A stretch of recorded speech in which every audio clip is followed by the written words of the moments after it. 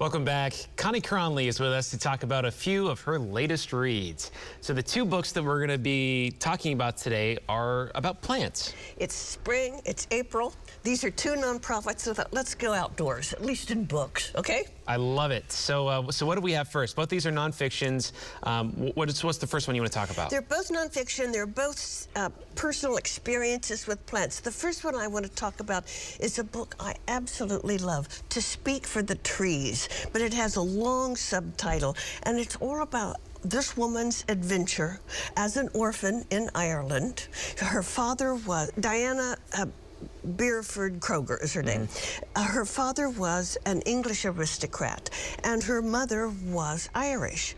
Well, they both died when she was 11, and the English didn't want her, so she was sent in the summer to live with great aunts in outside Cork in the village.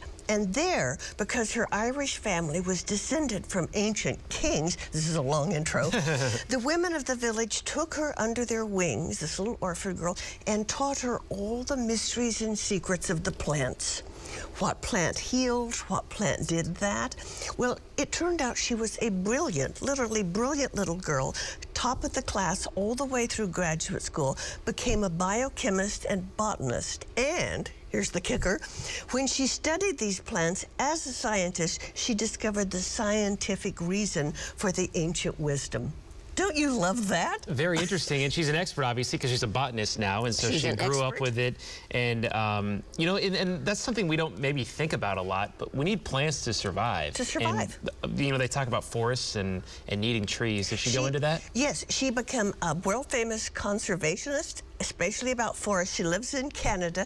One of the characters in the novel, The Overstory, is based on her, and she's very passionate about the importance of trees and forests in our lives, not just for the greater good of the air, but individually. And she has a mission for each of us to plant one tree, or pay for it, or at least a pot of something green on the balcony. Maybe a good book for Arbor Day. Oh, perfect. Yeah, perfect. So what's the other one?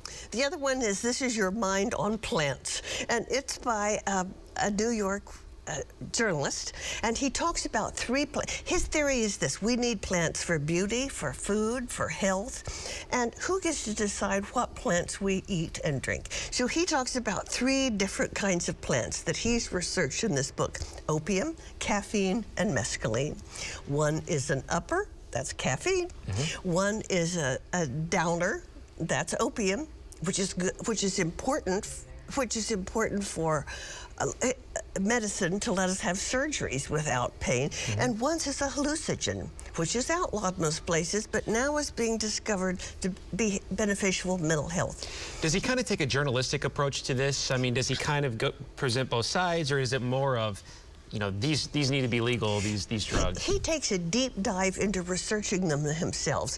And the one on caffeine is fascinating. He said it's the most abused drug in the world. 90% of the population either drink tea or coffee or soda. We even give this drug to our children, or cocoa.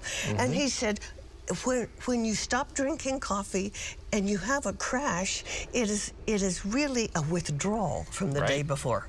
So then he goes into opium. He said, so how can we brew legally leaves of one plant for tea, but if we try to brew opium in our garden, it's a federal offense?